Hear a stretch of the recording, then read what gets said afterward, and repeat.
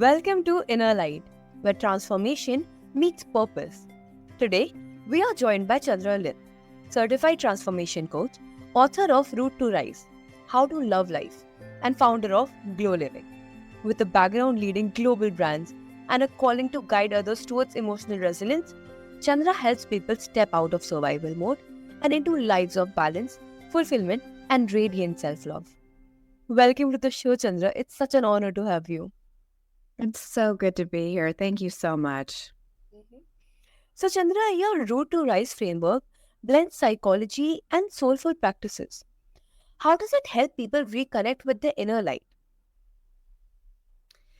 Well, so it's actually a pretty established and trusted framework for learning about how you're meeting your needs in healthy or unhealthy ways according to human needs psychology. So the book, basically shares with you 5 main root areas of your life, and then it helps you assess how you've been meeting the needs. And the needs are defined by an adaptation that I did based on Maslow's hierarchy of needs. So once you understand how you've been meeting your needs and whether they've been in low quality or high quality ways, you can see where you've been, gotten stuck along the way. In fact, I have a quiz that can help you understand the driving forces behind those decisions that you've made that have been serving needs, even in ways that you had no idea that what was behind it. So when you go to my free quiz on my website, you can learn so much about the what I call hidden forces, but the punchline is that they're human needs. And when we learn about those needs, we can learn how to serve them in healthy ways. And when we do that, it brings out our inner radiance because we're able to feel fulfilled. We're able to feel joy. We're able to understand why we've been held back and be unstuck from anything that has been limiting our joy. Mhm. Yeah, that's amazing. And can someone apply these principles even in the midst of life's biggest challenges? Oh, that's a good time to do it. In fact, I also recommend people do it when they're going through transitions. But when they're in the midst of what usually happens when you're in the midst of big challenges is you feel a lot of overwhelm, and emotions can start to come in and you cloud your inner radiance and what it is that you want. And so it can just get confusing. So what this framework can do is it can really help you understand where you are in everything. And that is a big question that I always invite people to ask themselves. It's like, where are you in all of this? Because sometimes things are happening from the external world that we can't really control. But what we can do is we can connect in with ourselves and we can figure out what our needs are, why we want what we want, and then we can determine what we're willing to do about it. And that's where we can get unstuck from whatever it is that's holding us back or overcome these challenges in a way that may take work, it may be hard, but ultimately we will thrive. Mm-hmm. Yeah, and that's beautiful. It's like having a roadmap from overwhelm to elimination. Overwhelm is a big challenge because we can get lost in terms of our needs, especially if we're the type of person who really cares about helping other people. When we're nurturing other people, we're trying to meet the needs of other people. Our own needs can, be put off. And what happens when we do that is we can start to feel our light get dim. Our inner light starts to dim. And so we have to bring our light back because we're not serving ourselves or anybody when we're dimming our light. So when we're working towards helping another person, sometimes that starts with helping ourselves. And by doing that, we can then serve at a much, much higher level. So what I try to explain is that how we help ourselves is by first overcoming the overwhelm by identifying where you are in all of this. And by that, I mean, what needs are you serving? And are you serving them in ways that will, bring about fulfillment? Because if we're not feeling good about our lives, it's hard to be there for other people. And it's hard for us to feel like we are, aligned to our purpose or we're, having progress. And I believe that when you are aligned to a purpose and progressing towards, whatever your goals are, that's what brings about that feeling of joy and fulfillment. Yeah, 100%. And many of us live on autopilot, focused on achievement rather than fulfillment. How can someone start shifting from survival mode to truly loving life? So, survival mode is challenging, and that's where the need for certainty and security comes in. So, I mentioned there's 6 human needs, and the one that can really keep us stuck is feeling secure. There's a lot of things that can threaten our security, and it's hard to rise from there until you meet that need, at least at some, reasonable level. And when I talk about levels, my book will give you a needs assessment where you can figure out on a scale to 1 to 10, where you are at your different levels. And it's really simple because, it gets so complicated. I needed to create a tool that made it really easy for people to assess where they are. If you're in a security, um, if your security is threatened, you're in survival mode, likely you're not meeting that need at a very high level. And so it's hard to then grow or serve others' needs. You're really needing to get out of that survival mode. So what I do is once you identify where you're at in that security need and understand the different ways that you can meet that need, then you can kind of get past that urgency of not being able to focus on the other things that will bring you fulfillment. Ultimately, you need to serve all 6 needs at fairly high levels to feel a deep level of contentment. And so when we're stuck in security survival mode, we're definitely not addressing those other needs, or we have to focus on that. So I would recommend, the needs assessment first, and certainly the quiz will help you identify that, yeah, that's what's happening for you.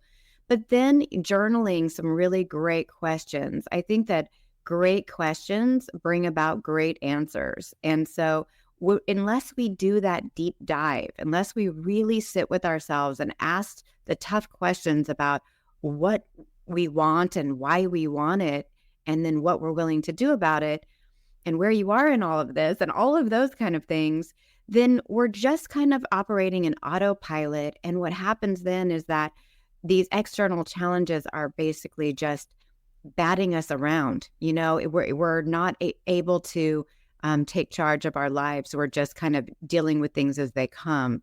And so to be more proactive, then you can create an actual plan for yourself and get a little bit more practical, because emotions are usually really high when you're in survival mode. You need some kind of practical tools to leverage yourself out of it. So journaling can help you not only understand what you want and why you want it and what you're willing to do about it. And I bring those 3 questions up a lot. So those are the 3 key questions that I teach people to really journal about. But then you can create an action plan for how you're going to get there. A lot of times people go straight into the tactics. They go right into what can I do about this? But if they don't do the deeper work first, those tactics are not going to be enough.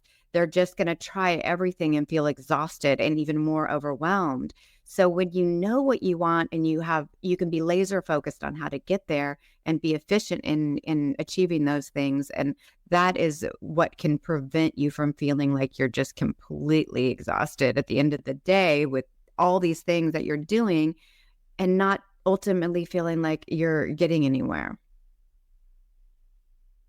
Yeah, I totally agree. And are there daily habits that make the biggest difference in sustaining the shift? Absolutely. I'm not a real habitual person because I'm a very feeling person. So I get up and I'm like, what do I feel like doing today? Or what do I have to do based on my schedule? But when I get into routines that serve me, I am much happier. I think it definitely starts with a good night's sleep. I am just amazed at how many people struggle with sleep. And there are obviously a lot of sleep hygiene habits that people can do to help support themselves. Sometimes I'll journal at night just to dump out everything in my brain and know that it's there. I can let it go for a while. I can leave my problems for the night. So journaling at night can be one of those solutions. There's lots of other solutions that, lots of experts focus on sleep as a thing. But then in the morning, we need to move our bodies. And the days that I have morning meetings right away and I just stay sitting, I don't feel as energized throughout the rest of the day. So even if it's a walk, or a light stretch, we need to move our bodies first thing in the morning and get kind of clear out the cobwebs. And some people are just better at journaling in the morning. So that's fine too. I do believe that journaling helps you stay very focused. It helps you dump out all the stuff that that's no longer serving you, or to be able to identify what's going on with yourself so that you can have a focused day. So I would say that I could get into so many habits that, healthy habits, people will talk about what they eat in the morning, what kind of exercise to do and all of those kind of things, which I'm happy to explore. But I think the main thing is connecting with yourself and what's important for you to accomplish that day. What is it that you are working on letting go of, and what may be blocking you from letting go of anything that's holding you back from the day, and addressing those things so that you're free, that you can go about your day in a way that brings you some momentum, some motivation. And when we're not feeling that way, I just highly recommend dumping it out in a journal and getting your body moving. Those are two things that are kind of addressing your physiology and your mental health. The last thing is, when we're journaling, we usually attach some kind of meaning to the things that we're saying. So look at the meaning. So what does this mean to you, all this stuff that you're journaling about? Because of those meanings, I invite you to consider there's lots of different ways of seeing things. And what you're attaching, the meaning you're attaching to those things, is what summons your emotions. So how you feel that day, whether you're in a good mood or a bad mood, or you're, motivated or not motivated, or whatever it is largely brought on by the emotions that you're summoning by the meaning that you're attaching to the things going on in your life. So that is what I would recommend for people, is to just be aware of those things through, these journaling prompts, or however you need to connect with yourself. Some people want to meditate. Some people want to do yoga. Some people want to talk to a friend. Some people need to talk to a trained professional. Whatever the case is, address it so that you can be free to have a fantastic day. Mm-hmm. Yeah. And these are so practical, like small, consistent steps become powerful gateways to transformation. I'm a pretty practical person. I'm not a Pollyanna person, which basically means that I'm, like toxic positivity. Oh, be happy, love life. My tagline for my book is How to Love Life. And it's because it's often hard to do that. It's often hard to feel happy and fulfilled all the time. Things weigh you down, and can be hard. So the reason I built these tools is because it can be hard, because it's challenging, because it doesn't come easy to everybody until we can get this inner light that you are, so graciously promoting in this podcast, how to tap into that inner light. Unless we do that work, it's very difficult to love life. And so through listening to podcasts like this, through reading books like mine, through journaling, through all these things, you can experience it, and knowing that it is available to you when you're in a low mood. You could be suffering from depression and things, knowing that it's attainable to feel happier once you get your needs met, and that there are ways to get the needs met when we're laser focused on what's challenging those. I think that if you see there's 5 main root areas of life in my book, and you see there's 6 human needs, there's dozens and dozens of combinations of things to focus on, and we just get overwhelmed. So sometimes we need practical ways of assessing what is really the root cause of the challenges in our life and how we're feeling. And then with that practical approach, we can control certain elements in our life, what meaning we're attaching to things, what emotions we're summoning through these meanings. There are empowering things that you can do to get yourself out of a stuck, fixed mindset. And so I'm not super Pollyanna about, oh, life should be, just come naturally easy to you. You should be happy all the time. I think it can be that you need to take responsibility for your happiness by doing personal growth and development work, self-improvement, self-care, self-help. I really am an advocate for that because, if we're ignoring our personal development, we're not only shortchanging our own life, but the people around us because they see us as stuck. They, need inspiration as well. So when they see you doing the work, then they start to do the work too. And then you guys all level up together. Mm-hmm. Yeah, 100%. And your experience spans both high-powered corporate roles and personal coaching. How do these perspectives inform your approach to guiding others? I think a lot of people live out their purpose through their careers. Now, not everybody does. Sometimes, it's through their identities, through the roles that they take on, whether it's, becoming a parent or, um, you know, uh, or a volunteer. I'm just trying to think of examples where if you're not in a career mode, you can still live a very purpose-filled life. But a lot of people do need to work for the money or for a sense of accomplishment and significance. And it is one of the human needs to feel like we have some significance in this life, that we're, contributing on a high level and we're being recognized for that. And so a lot of people do experience that through their careers. So what I typically, help advise people that are wanting to engage me on a corporate level, bringing me in to coach teams or help them with their, you know, uh, just the health of their culture at the company. I usually explain that the career and how they're meeting their needs around their career is directly connected to these needs, and that in order to have real life balance, live work balance, I should say, they do need to be aware that the other root areas of their life are part of them. They're there when they're showing up to work. So if they're having a problem with a relationship with their significant other, or maybe they're single and being challenged with being alone, or maybe there's an issue with a family member or a friend group, it's hard to shake that and leave it completely behind at work. It's just not possible. So what I do is I help them understand how to balance those different root areas and meet those needs so that when they are showing up at work, that they're in a really good place to be able to contribute and to give back and to show up as their best selves. Mm-hmm. Yeah, for sure. And did your own journey from corporate success to soulful work teach you lessons that surprised you? Oh, yes. I mean, working out in the real world is a constant growth and learning experience, right? I mean, because we're interacting with people that we don't always even choose, right? We may be in a corporate job or any kind of job where there's other people that are hired by other people, right? And so we're dealing with lots of personalities.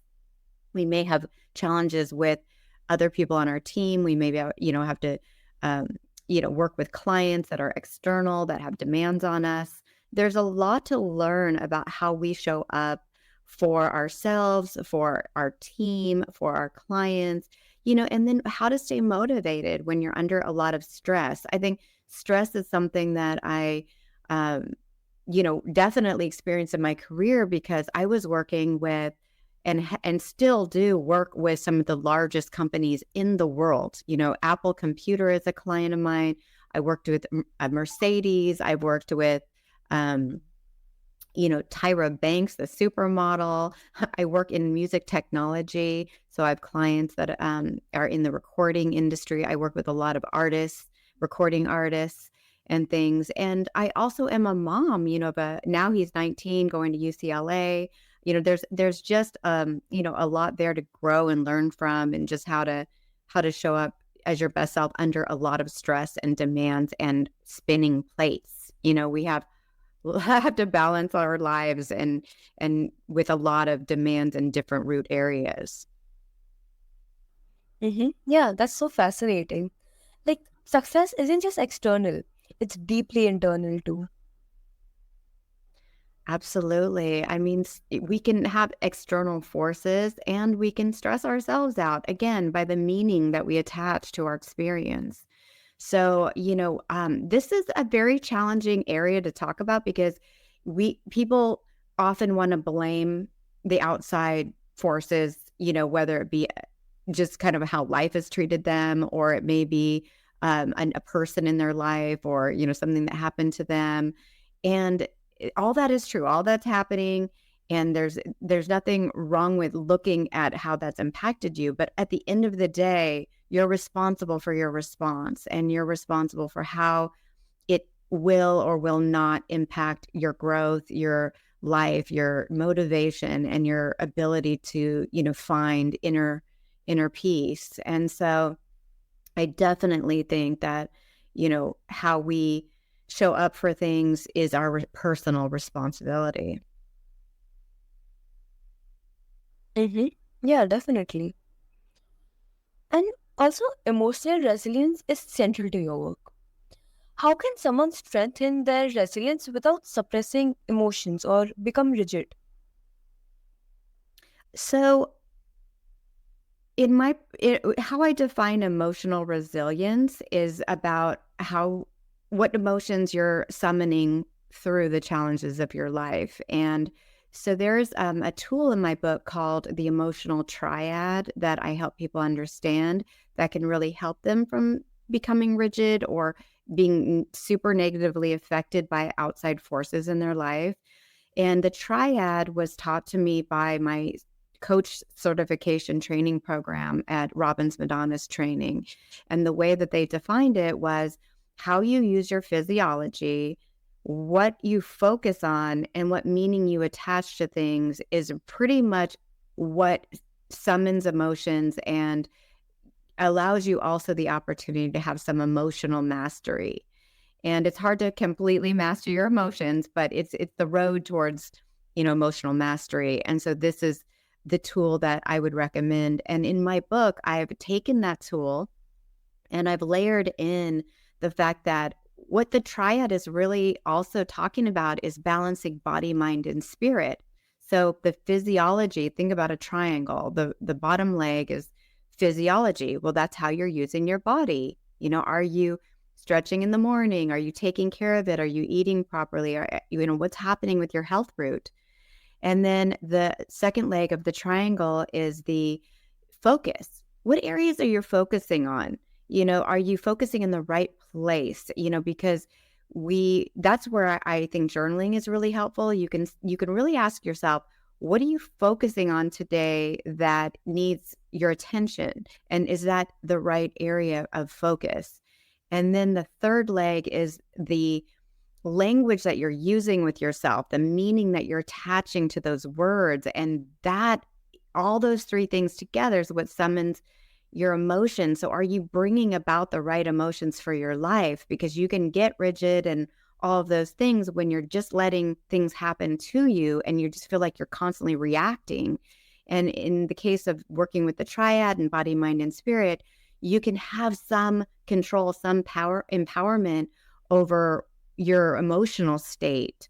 And so, it's easier to understand when you go through the deep dive of the book to really understand this principle. I know when you're first learning it, it might feel a little overwhelming because it's a tool that takes a little bit of work. But I'll give you an example. When I touch my hand to my forehead and I close my eyes, that's the first thing I'm doing with my body to send myself into a state of depression. I'm putting my hand on my forehead. I'm going internal. I'm closing my eyes.